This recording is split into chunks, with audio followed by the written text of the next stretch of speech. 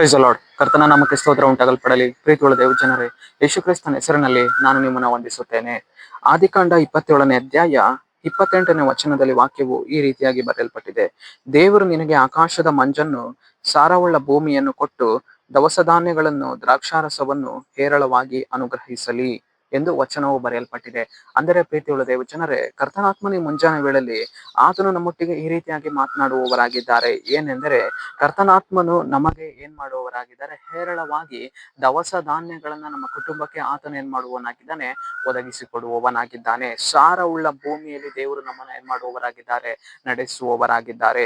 ಆಕಾಶದ ಮಂಜನ್ನು ದೇವರು ನಮಗೆ ಮಾಡುವವರಾಗಿದ್ದಾರೆ, ಅನುಗ್ರಹಿಸಿಕೊಡುವವರಾಗಿದ್ದಾರೆ. ಪ್ರೀತಿಯುಳ್ಳ ದೇವ ಜನರೇ, ಇವತ್ತು ನಮ್ಮ ಕುಟುಂಬವನ್ನು ಪೋಷಿಸುವುದಕ್ಕಾಗಿ, ನಮ್ಮ ಕುಟುಂಬವನ್ನು ನಡೆಸುವುದಕ್ಕಾಗಿ, ನಮ್ಮ ಕುಟುಂಬವನ್ನು ಬಲಪಡಿಸುವುದಕ್ಕಾಗಿ ದೇವರಾತ್ಮನ ನಮ್ಮ ಜೊತೆಗಾರನಾಗಿ ಇರುವವನಾಗಿ, ನಮ್ಮ ಕುಟುಂಬಗಳಿಗೆ ಅಗತ್ಯವಿರುವಂತಹ, ನಮ್ಮ ದಿನನಿತ್ಯಗಳಿಗೆ ಅಗತ್ಯವಿರುವಂತಹ ದವಸ ಧಾನ್ಯಗಳನ್ನು ಆತನ ಏನ್ ಮಾಡುವವನಾಗಿದ್ದಾನೆ, ಹೇರಳವಾಗಿ ನಮ್ಮ ಮೇಲೆ ಕೃಪೆ ಮಾಡುವವರಾಗಿದ್ದಾರೆ, ಒದಗಿಸಿಕೊಡುವವರಾಗಿದ್ದಾರೆ. ಇವತ್ತು ಅನೇಕ ವಾರ್ತೆ ನಾವು ನೆನೆಸ್ತಾ ಇರ್ತೇವೆ, ನನ್ನ ಕುಟುಂಬ ಒಂದು ಕೊರತೆಯಾಗಿ ನಡೆದು ಹೋಗುತ್ತಾ ಇದೆ, ನನ್ನ ಕುಟುಂಬದಲ್ಲಿ ಅನೇಕ ವಿಧವಾದ ಒಂದು ಕೊರತೆಗಳು ಕ್ರಿಯೆ ಮಾಡಿಕೊಂಡಿವೆ.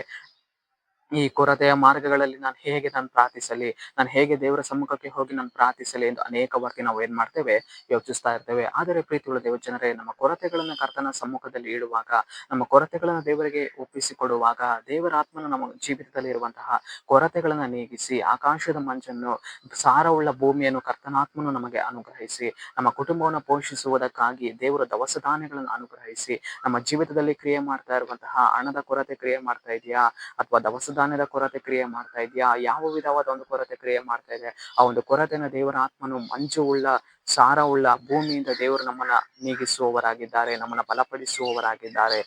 ದವಸ ಧಾನ್ಯಗಳನ್ನು ಹೇರಳವಾಗಿ ಅನುಗ್ರಹಿಸಿ ನಮ್ಮ ಕುಟುಂಬವನ್ನು ನಡೆಸುವುದಕ್ಕೆ ಆತನು ಶಕ್ತನಾಗಿದ್ದಾನೆ. ಈ ಆಶೀರ್ವಾದಗಳನ್ನ ದೇವರಲ್ಲಿ ನಮ್ಮ ಮೇಲೆ ಕೊಂಡು ಬರುವವರಾಗಿದ್ದಾರೆ. ಸರಿ, ನಾವು ಪ್ರಾರ್ಥಿಸಿಕೊಳ್ಳೋಣ.